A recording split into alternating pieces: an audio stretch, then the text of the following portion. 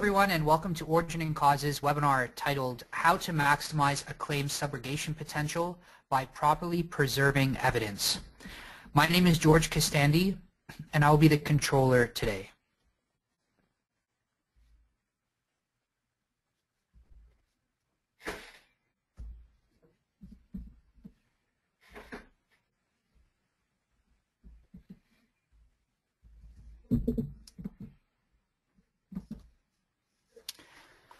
So we have a very exciting webinar prepared for you all. Just a few quick pointers to run through. Notice the icons on the bottom left of your screen, the fireball and the pipe. They're there on each slide to let you know what discipline the content is relevant to. So obviously the fireball is related to fire and explosion investigations, and the pipe being water losses or even material engineering related topics. You can submit your questions to us throughout the webinar in the small chat box in the panel on your screen. If you could see that on the on the bottom third of the panel, the webinar panel, you could see a little chat box. You can type in a message. We'll be writing all of your questions down, and hopefully we'll try to get to as many questions as possible, depending on how much time we have left over. If we don't get to your question in the webinar, we promise to follow up with you after the fact to make sure that your questions are answered. The webinar is being recorded and will be posted on our website, on LinkedIn and YouTube pages. So please feel free to pass them on to your colleagues or to use them in team meetings if you wish. And also, we will be sending each of you a completion certificate by the end of the week. In a follow-up email, just to confirm that you have completed this webinar. Now, if you are sitting in a group and you have your name is not listed here as a participant, then we wouldn't know that you have attended. So please send us an email to info@originandcause.com. That's info@origin-and-cause.com, and just let us know that you've attended, and we'll be sure to send you that completion certificate. Also, as soon as the webinar ends, there will be a window that pops up on your screen asking you for feedback questions. We'd love to hear your feedback, so if you could just take a moment and provide us with that feedback so that we can improve for future webinars, that will be greatly appreciated.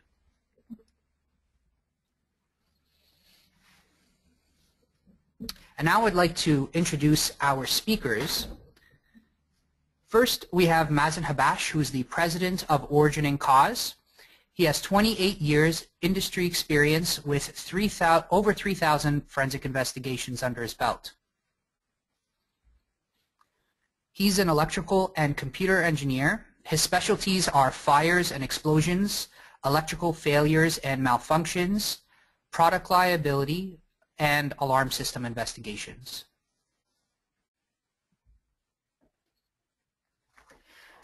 Also, we have Dinu Matei joining us as a speaker today. He has 21 years industry and academic experience with over 700 forensic investigations.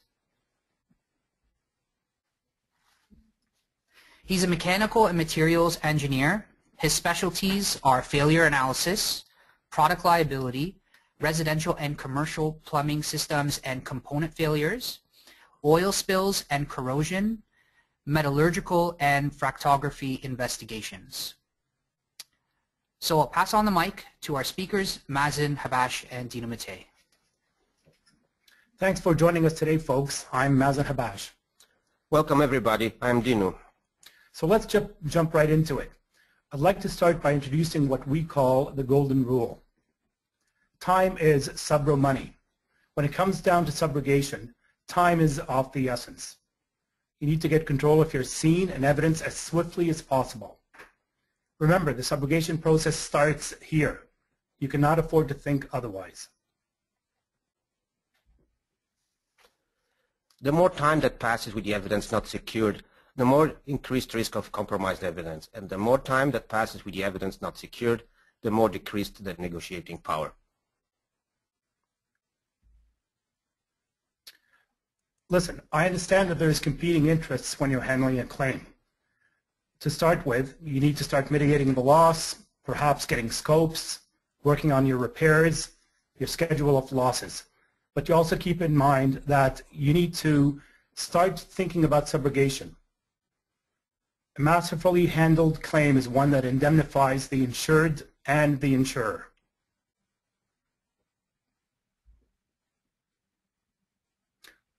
So let's talk about how to successfully secure and preserve evidence.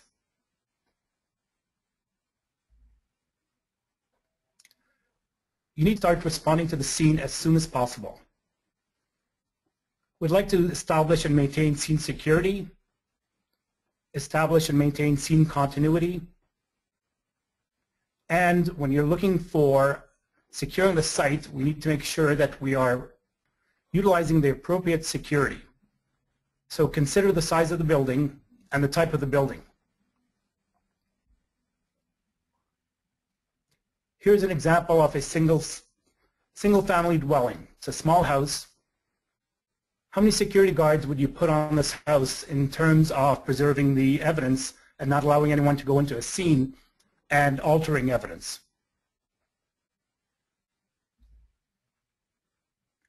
This is a scene that's been fenced over. Is this sufficient security to preserve your evidence when considering subrogation?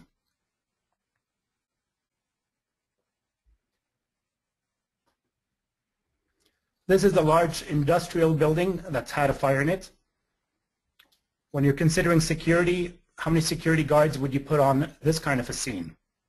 Perhaps you would consider putting a security guard at each corner of the facility, or even more.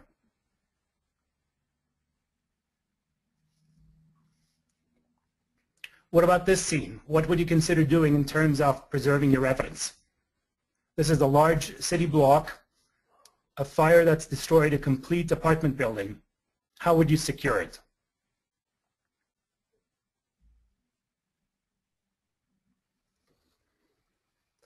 Water losses are a little different than fires. However, evidence needs to be preserved in view of successful investigation. In water losses, the evidence is not altered by post-incident events like in the case of a fire, but by the owner and or the installer. It is crucial to preserve the evidence in as-is condition, if possible. Document and take numerous photographs. We suggest to try to contact a forensic expert before any work is conducted on site and arrange for a site examination as soon as possible. We can arrive at the site very quick, sometimes even before the installer is asked to fix the problem. If this is not possible, we suggest to try to be present when the evidence is removed and document the entire procedure. Unfortunately, sometimes by the time you get a claim, the insured has replaced the failed component. In this unfortunate case, do what you can. Ask them to take photographs of the failed component and keep the evidence securely until you take possession. It is crucial not to allow removal and or repair the evidence until it's properly documented or a forensic engineer is attending the site. You are in a tough spot. You need to have the insured mitigate their loss while preserving the evidence.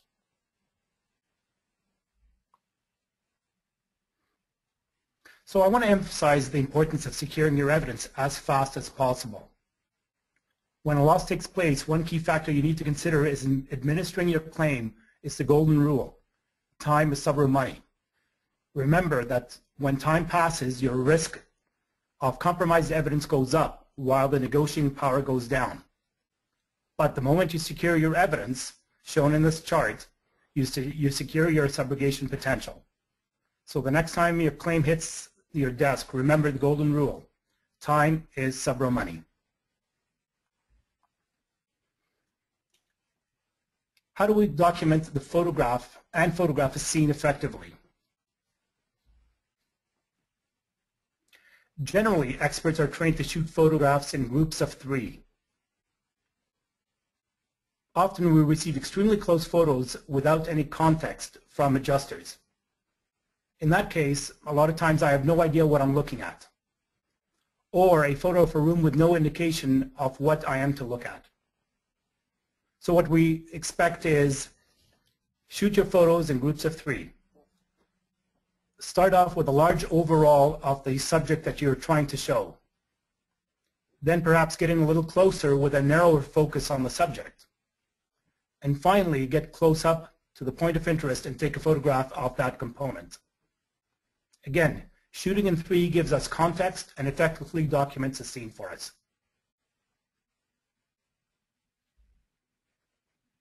In the next slides, we are showing a few images showing how to capture and document images from a site. We start with a photo of the property for the location and confirmation of address.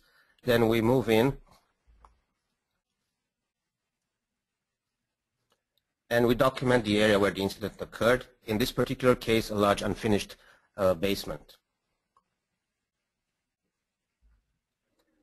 Then we close up towards the appliance or the component that failed and caused damage, and we take photographs from as many angles as possible. So we have an overall view of the evidence and also of the surroundings. When I'm talking about surroundings, I'm talking about possible chemicals present nearby or a hard or a sharp object. And we zoom in and we document the area of the component that failed. Again, pictures from various angles are highly recommended. In this particular instance, it is a plastic fitting and one of the water inlets of the water softener that failed. It is highlighted by the red arrow in the image. Take an overall image of the fracture and then zoom in to the failed area. This is an example of a close-up view of the failed area of the component shown in the previous image. And as suggested before, take additional photographs from different angles. And very important for every examination is please try not to make the separate sections to see if they fit back together. Because by putting them back together, one will introduce further damage and will affect important evidence and features. Oftentimes, components and appliances have manufacturing labels attached to them. It is very important to document those labels because they offer information such as the model number, serial number, sometimes the manufacturing date. Some appliances do have maintenance or inspection tags attached to them. They also offer useful information regarding the service history and who performed the maintenance or the previous repair. Very important are the warning labels, which are oftentimes affixed on an appliance or component because they also offer useful information. This slide shows the manufacturing label attached to the water softener in the previous image.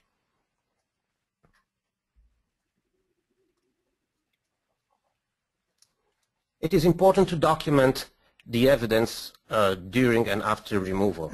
This particular slide shows an overall image of the evidence removed from the residence shown in the previous photographs. Make sure that the removal is conducted by a certified plumber or a professional engineer. Make sure that the evidence is not altered at all during the procedure. Please note that in this particular case, we did not remove only the failed fitting, but we removed components from upstream and downstream of the fracture location.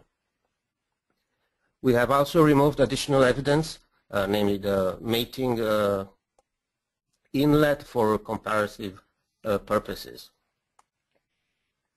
And once again, I'm trying to underline the importance to contact a forensic engineer before any work is conducted on the site in order to prevent spoliation of the evidence.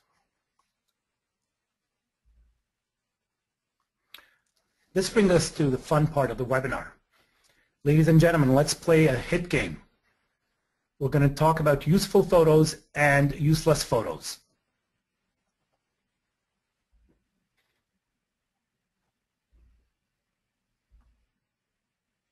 Okay, here is a photograph that was sent to me by a contractor of a small fire in a living room. When I look at this photograph, I don't extract any information that may lead me to suggest what burnt, what was in that area where the fire damage is, and therefore I would consider this to be a not so useful photo. There is no context on where in the living room this photo was taken and any close-ups of the particular object that might have caused the fire.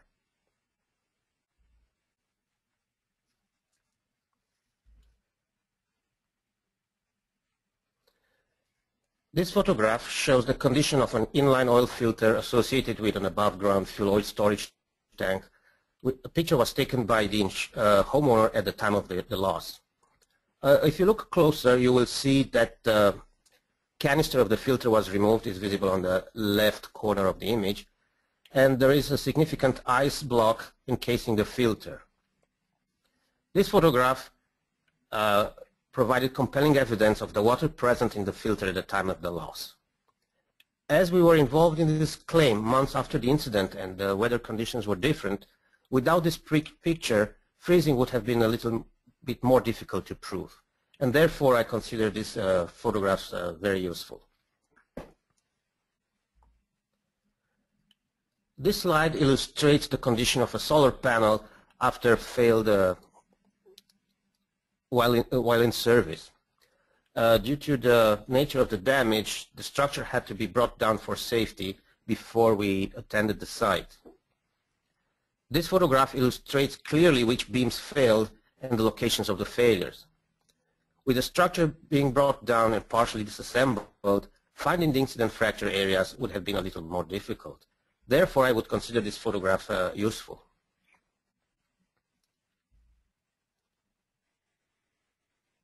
Is associated with a claim involving water damage to residents due to the malfunction of a sump pump.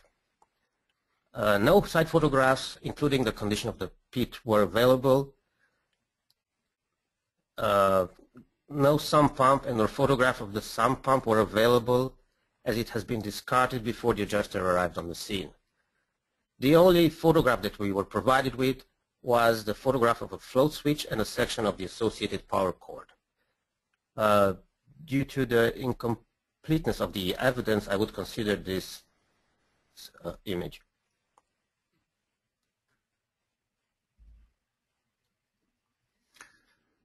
So how do you know that you need a forensic expert?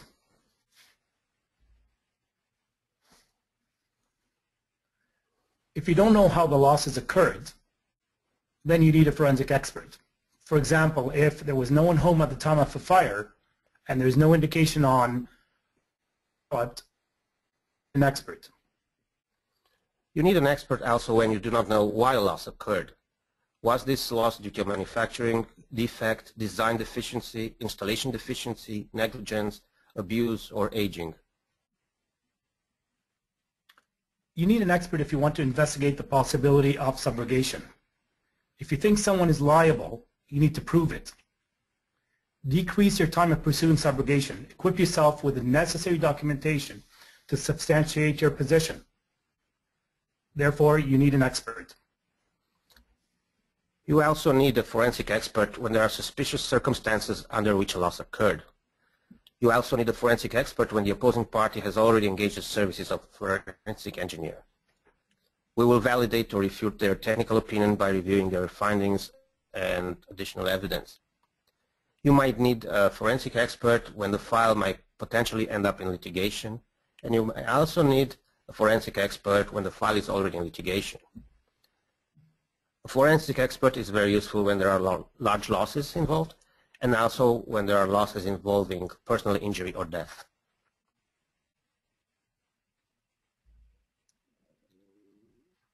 So we're next going to talk about protecting yourself from accusations of spoliation of evidence.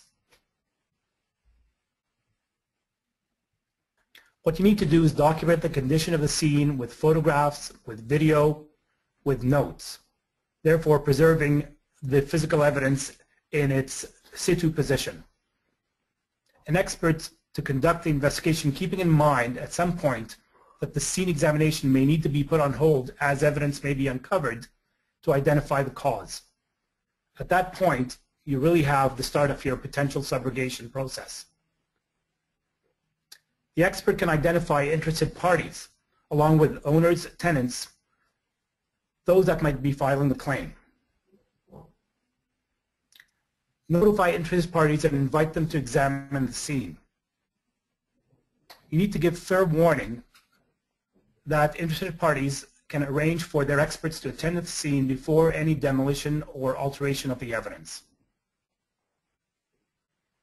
You also need to secure items that were the cause of the fire or the incident, as well as items that were in close proximity to the area of origin that may have been eliminated during the scene examination, but will be needed by other interested parties for examination by their own experts.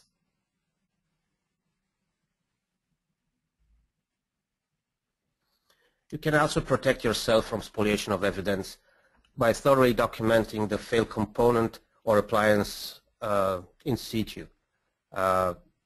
This will allow other parties later on to verify the condition of the evidence. You need to document the location, position at the time of the loss, surrounding environment, and take close-up photographs of any marking labels.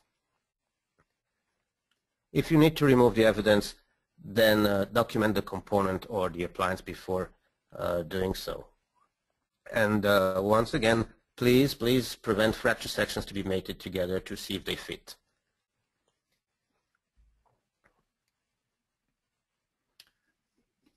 Your experts need to follow certain standards and guidelines in conducting their investigation. As an example, we rely on ASTM standards, which is the American Society of Testing Materials. Some of these standards actually dictate how we are to conduct ourselves in terms of an investigation for possibility of subrogation. One of these standards, for example, dictates that an expert is to notify their client, meaning you, the adjuster, that an examination of scene may likely lead to the alteration of the nature, state, or condition of the evidence so as to preclude or limit additional examination or testing of the evidence by others. The expert is to recommend to its client that they need to notify other interested parties for the possible involvement in the cause of the incident. And finally, the expert is to recommend to the client that other interested parties be given the opportunity to participate in such future examinations of pertinent and important information and evidence.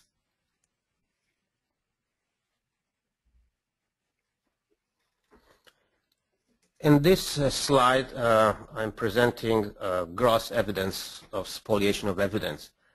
It is about a furnace, and as you can see by the red arrow, there was a copper coil inside that failed while in service. This caused significant damage to a residence.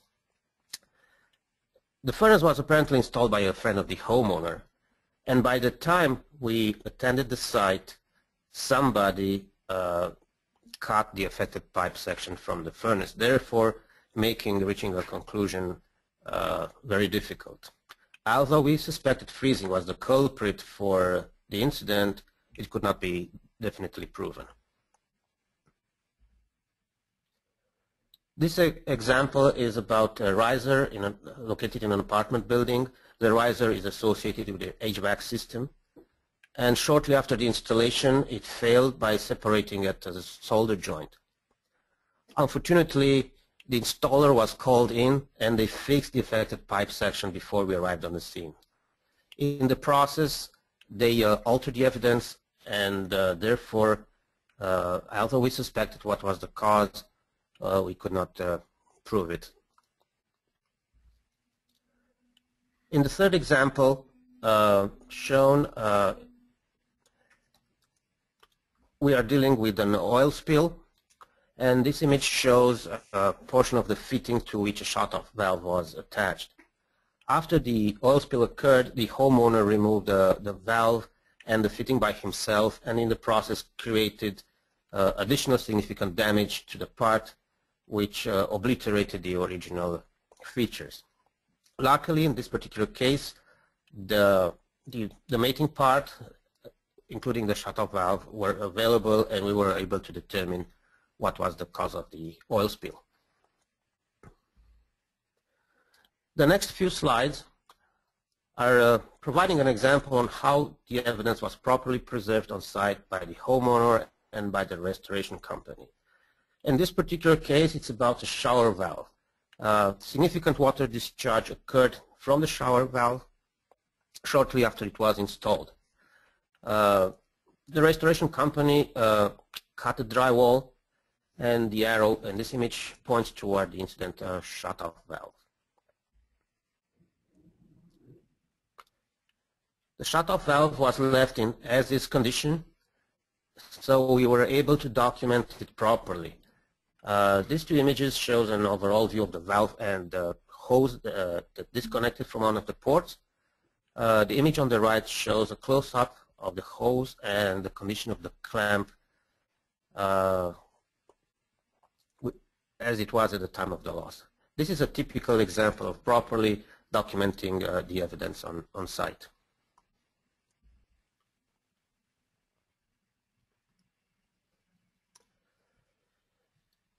In order to protect yourself from spoliation of evidence, we recommend to ask your client not to allow changes in the condition of the evidence if possible.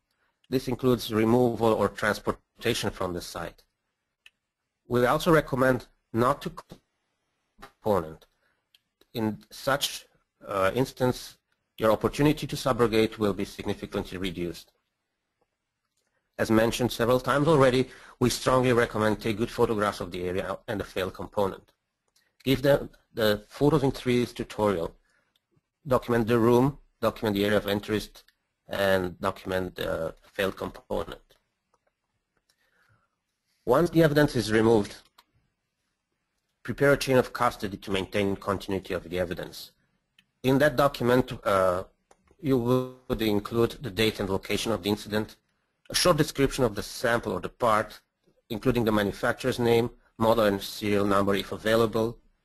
Have all attending parties to review and sign the document. If possible, attach a photograph and retain a copy. In this particular case, we are talking about significant water damage to a business which occurred from a water filtration system. We attended the site and documented the incident canister. You can see water spewing out from one of the filters. And we allowed the other party to examine in situ in the same condition as we saw it. However, we specifically asked the owner and also the other party not to remove the evidence without us being present. Unfortunately, they did not follow our request, and the evidence was removed and not made available for further examination. It is important to protect your evidence from being spoiled by others.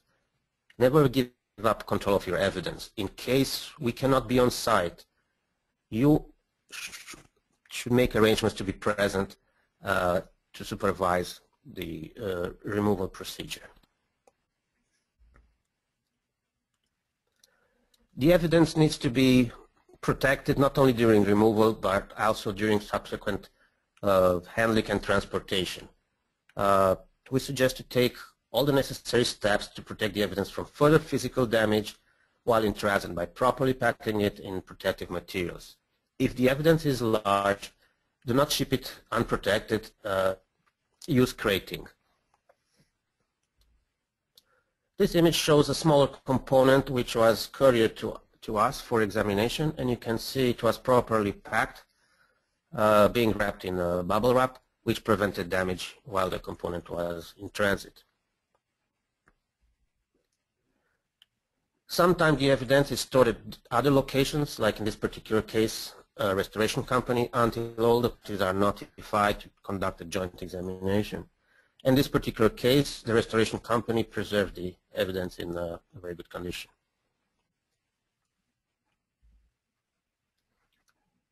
How to identify interested parties? How would you identify the interested parties when looking at this evidence? In this photograph, there are several components that can be seen fire damaged. How would you decide who the interested parties are?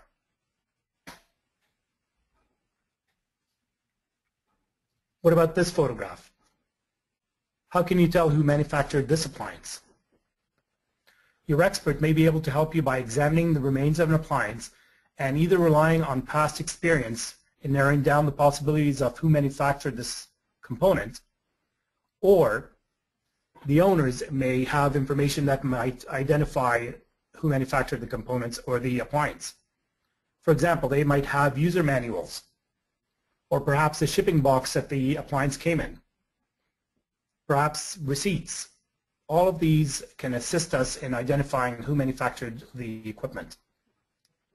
We have also found in the past that if, for example, the fire has happened in a residential setting and several homes were built by one developer and some of the appliances were sold to the homeowners by the developer,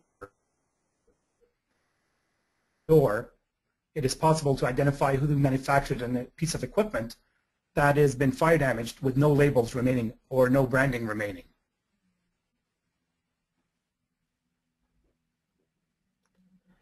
In non-fire related claims, the evidence is less damaged than in fire, and usually the manufacturer labels or plates survive the loss. In the next slide, I'm going to give you a few examples of labels and tags attached to the evidence, which provided useful information in identifying the parties that were interested in that particular claim. This image shows an inspection tag attached to the vent pipe of an oil tank. It shows the name of the company who performed the procedure and also the last date of the inspection. This slide shows a manufacturer plate attached to an oil tank. It shows the name of the manufacturer, the serial number, the manufacturing year, and also compliance with applicable standards. This is an example of a manufacturing label that was attached to a water filtration system. It provides the model number of the product, the serial number, even the manufacturing date, and in some instances the similar labels could provide the address of the manufacturer and compliance with applicable standards.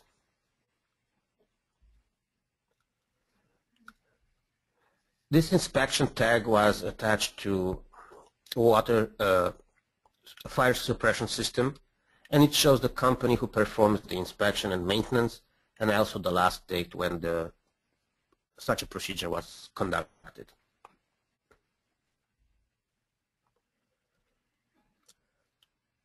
It's a close-up view of a section of a braided hose with the manufacturer label still attached to it. The name is identifiable, the physical address of the manufacturer, and also the product catalog number are also visible. On the other side of the label, there are symbols showing compliance with applicable CSA or UPC standards. If the label is missing on such components, then the manufacturer's name, initials, or CSA or UPC number code could be stamped on the crims. We have experience handling a large number of braided hoses, and in the process we also identified fake products based on the appearance of the markings on the crims.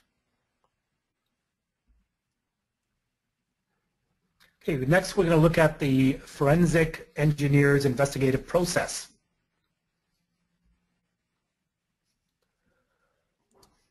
Although some failures appear similar, please note that there are no two examinations alike. In order to reach a definite conclusion, one needs to apply methodical planning and execution of the investigation process from start to completion. Planning and execution is successful in failure analysis. In short, failure analysis minus analysis equals failure. However, in very rare instances, reaching conclusion is straightforward. However, please note that these are only exceptions from the rule. One example of a rare, straightforward investigation is provided in the next slide. Here we are looking at water damage to a residence due to a failure of the water supply line to a recently installed ice maker kit. The failed line was at the choice of the installer, and it was not provided with the appliance.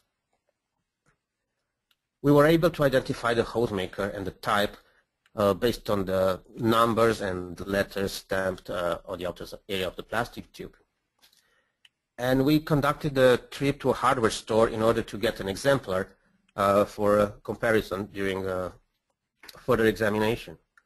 When we found the aisle where the product was stored, we looked at the label, and to our surprise, this was the solution to our investigation. As you can see in the square highlighting the words "do not use" on ice makers.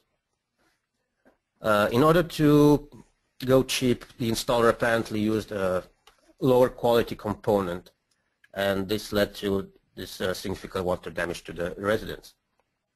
Moreover, in this instance, the manufacturer of the appliance recommended the use of copper tubing for the water supply line.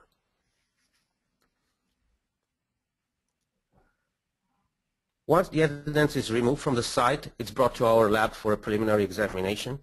We can conduct visual and stereomicroscopy, we do physical measurements, we identify the product. Here is an image showing me looking under the stereomicroscope at a braided hose.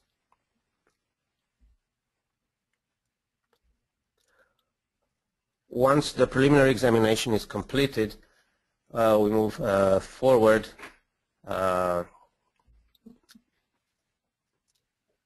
to use the more powerful microscope, namely the scanning electron microscope. This is one of the most powerful tools available for a forensic engineer. It allows examination of features that are not visible by naked eye under stereomicroscope. And it also offers the advantage that in conjunction with microscopic examination, one can do surface chemical analysis, which is useful to detect surface impurities, for example. This slide shows the same fracture surface as seen under stereomicroscope on the left and as seen under scanning electron microscope on the right. The stereomicroscope is limited to magnification up to 40 times, while the scanning electron microscope can provide magnifications of 50,000 times or even more. As you can see clearly, the image on the right shows features which are not visible on the left. The appearance of those fibers within the component could not be observed on the stereomicroscope due to the light reflection. Without taking this component for SEM examination, we would have not been able to determine why a big disadvantage of using the SEM is it requires a smaller sample, therefore one needs to cut the component, and which is considered destructive in nature.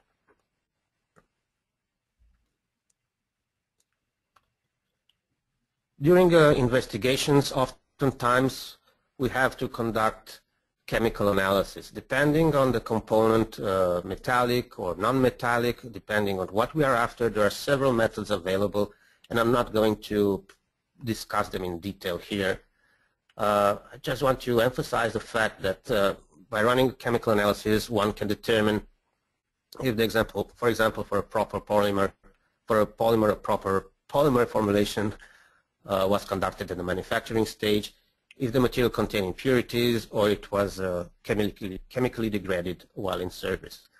Chemical analysis of a metallic component could provide us information if the particular metal or alloy is according to the manufacturer specifications or the applicable standard. As for scanning electron microscopy, due to the fact that a smaller sample is to be submitted, chemical analysis is generally considered destructive in nature. Oftentimes, one needs to determine if the material meets the manufacturer specifications in terms of mechanical properties. In such instances, we usually conduct mechanical testing. The obtained data is compared with the manufacturer specifications and the specifications outlined in the applicable standards. As in the previous mentioned analysis and examinations, Mechanical testing is also considered destructive in nature since a specific sample needs to be prepared. Metallurgical examinations of microstructures for metallic components provides a decisive answer if the failure mode is associated with a metallurgical deficiency like voids, segregations, improper heat treatment, or if the material was degraded while in service. These two images are compelling evidence of electrical arcing on the left and stress corrosion cracking on the right. Without conducting metallurgical examination, we could not prove that in the first instance it was an electrical arc event involved in the loss or stress corrosion cracking.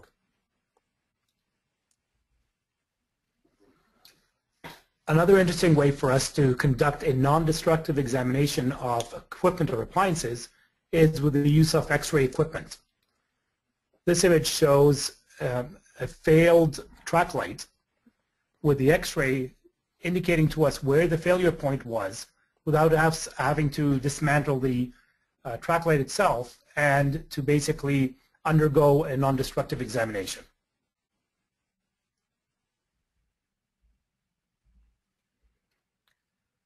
Challenges your experts may face during examinations.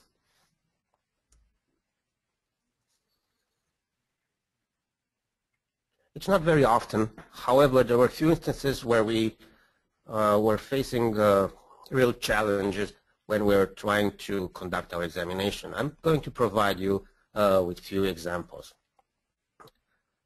There were instances where the opposing party was delaying the examination to get close to the 2-year limitation period. There were a few instances where the other experts refused to share site photographs and or background information with us. There were also a few instances where the other experts declined to participate in the examination but forbade us from doing destructive examination. Oftentimes, the other party is asking to have the part component or appliance sent to them. In this case, one will lose control of the evidence, and this is definitely not recommended. And on one instance, I was told you have 10 minutes for the site examination. The clock starts now. And effectively, I was allowed to stay on site 10 minutes, not a second more. This photograph is funny and not so funny in the same time. It shows a plastic bag which you can imagine that it contains the evidence. Although we requested the site examination, our access was denied. Also, we requested to be present when the evidence was removed. Our request was denied, and the homeowner left the evidence hanging on the doorknob. This is a definitely no-no, because the evidence could have been altered, could have been stolen, and its condition could have been totally different.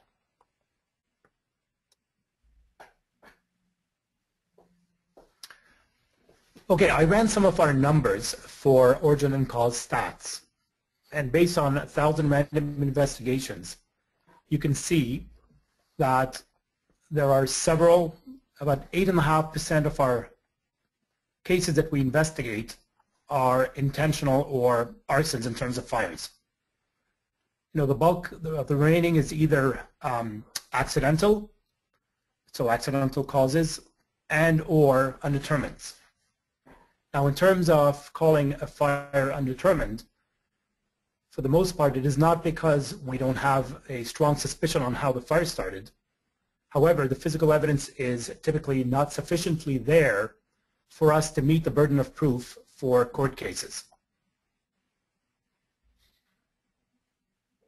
Again, 1,000 random investigations in the past 10 years conducted by origin and cause, and you can see that several are industrial, there's commercial, some vehicles, but the majority of them are residential settings.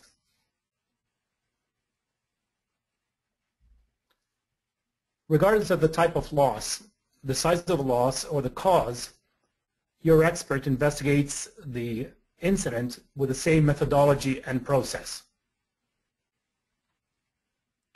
To conclude the formal part of our webinar, I just want to thank you for taking the time out in your busy day to join us. We all love what we do, and we do it passionately. We love working with all of you and look forward to our next claim together. If you have any questions in general or any specific claims, please feel free to give us a call. Now we will answer some of your questions, and I turn things over to George. Great, thank you very much, Mazen and Dinu. So a few of you actually sent us messages before the webinar started, and so we'll start up with those. The first one is for Mazen. I'll have Mazen speak to it. First question is, how long should I preserve the scene while waiting on interested parties to get back to us, whether they are interested in examining the scene or not? George, it's a very good question, and I've been asked that many times in the past. First of all, it's sometimes difficult to identify who the interested parties are. So there is a time lag in which an investigation is conducted till a probable cause of the fire has been confirmed, and then interested parties have been identified. Beyond that, you need to keep in mind that you have to give notice to those interested parties and fair warning that they can attend a scene to conduct an examination, whether they're attending themselves or whether they need to send experts. More and more, we find that experts are being flown in from the US, and of course, that takes time. So no two cases are the same. Response is no two timelines are the same. But I suspect if you give someone a week's notice, that would be considered by the courts to be fair in terms of spoliation of evidence. Great, thanks, Mazen. Next question. I have a file where a manufacturer in the US is asking me to send them the evidence for examination. Do you suggest that we do that? We'll have Dinu speak to that. We've been asked this question not only one time, but numerous times. And our advice is do not release the evidence to the other party. You lose control of the evidence. As you remember one slide in our presentation showing a component that failed and which was removed by a third party and not made available for the examination. So in short, my answer to this question is we do not recommend releasing the evidence. So what would you do in that situation? You've got them asking you if you can send the item, so what should the response be and what should be the course of action? We have the capability to run the examination in our place, and through legal channels or directly we invite the other parties to join us for an examination at our site. Okay, great. Next question. What is the average cost of an investigation? A lot of files I handle are around $5,000 in quantum. Is it worth hiring you? Okay, Mazen here, and I'm going to answer the question. Just like no two claims are the same, no two investigations are going to be the same either. Difficult to answer that question, but I think to keep in mind is it doesn't take much to give us a call. You can sort of explain to us the background information about your claim, tell us what evidence is or isn't available, and together we can decide whether it's worthwhile us conducting an investigation, either a complete investigation or a partial investigation, to just give you a bit of an idea whether there's subrogation possibilities. Okay, next question for Dinu. The majority of the time we do not gain access to a loss before the evidence has been tampered with. Is there a point in hiring you at that point of the loss? As we mentioned already in this presentation, not two claims are alike. And to answer your question, it depends on the circumstances of the loss. We recommend give us a call and we'll discuss the circumstances and whatever background information would be available, and we can assist you to make a decision regarding the evidence that you are concerned was tampered with.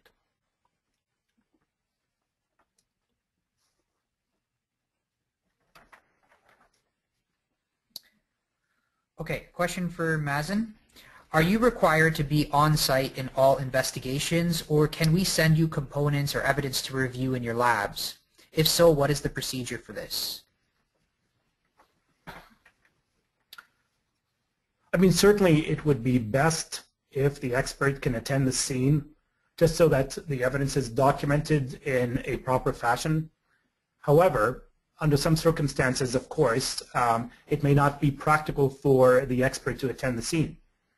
Under those circumstances, what I would suggest is that whatever components you feel may have failed be documented, again, as we talked in the webinar, in a proper fashion, either with notes or with photographs, proper photographs taken, that the component be removed in the proper fashion, packaged well, so that it's not damaged in transit, and then if it can be provided to us, we can conduct a further examination in our laboratory.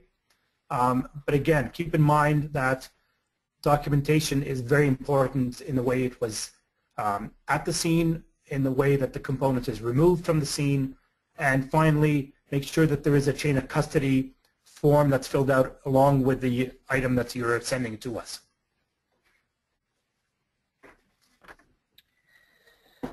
Next question for Dinu. What do I do if I have evidence that has not been secured or preserved well, but I believe there is a liable or negligent party? That's a very good question. We can assist you to determine if the evidence was secured or preserved well. As I mentioned to the other fellow who asked me before, it really depends on the circumstances. It won't take too much of our time to have an initial discussion with you, and based on the details of that particular claim, we will advise you which will be the best decision to make. Okay. Next question for Mazen. If a site is non-accessible from the fire marshal, can you still gain access? Again, that's a good question, and we're asked that quite often. The fire marshal or the fire commissioner, depending on which part of the country you live in, will make a site inaccessible for several reasons. First of all, if they are suspecting a criminal matter, they conduct their investigation under a search warrant, at which time only police authorities, the fire marshal, investigators, and perhaps fire department officials can enter the scene.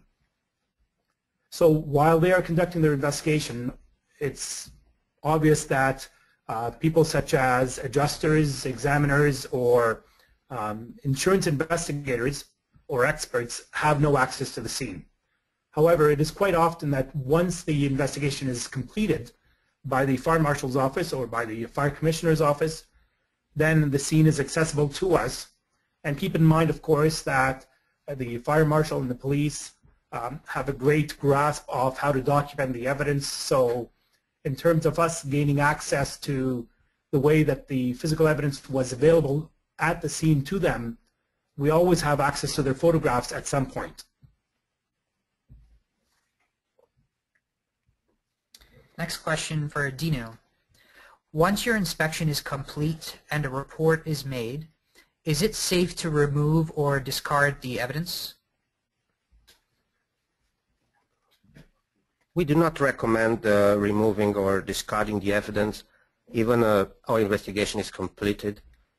We suggest to wait until the parties settled or a decision was made. And once all the parties are provided with documentation that the file is closed or settled, then you can choose to discard the evidence.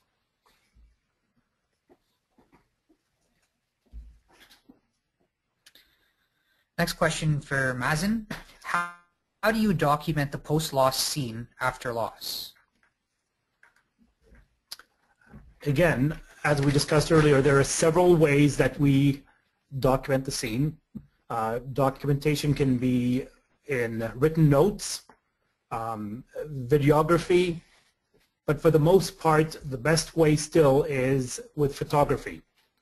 So document the scene by, for example, starting with the exterior of the, let's say it's a building, a house fire. Start by examining the scene from the outside, taking photographs of all sides of the house, photograph the interior. I know a lot of adjusters want to focus on the contents in terms of utilizing an expert. However, we go back to what we said. If there are areas that you want us to focus on and want to provide us some of your photographs, make sure you do the 3 groupings: an overall photograph, a closer-up photograph, and finally a photograph showing the component that may be of interest. Okay, and last question here. So long as you offer the other parties access to the evidence in your control, is that sufficient for from the court's point of view that the other parties have had the opportunity to observe or test the evidence? Okay, it's Mazen over here. Yes, absolutely. I think the concept is that you provide the opportunity for opposing experts or other interested parties the opportunity to conduct an examination themselves, whether it's at the scene or of specific physical evidence. I think it's important that you give them fair notice. In other words, not say that you expect them to come and look at the evidence tomorrow morning. Once you've given them fair warning, you've given them access to the exhibits or the evidence that's been removed, you will never be criticized for spoliation of evidence. Great, thank you very much, Mazen and Dinu. That concludes our webinar. We have answered all the questions that have been submitted. If you do have any questions that come up within the next few days, feel free to contact Mazen or Dinu. You could see their contact information there.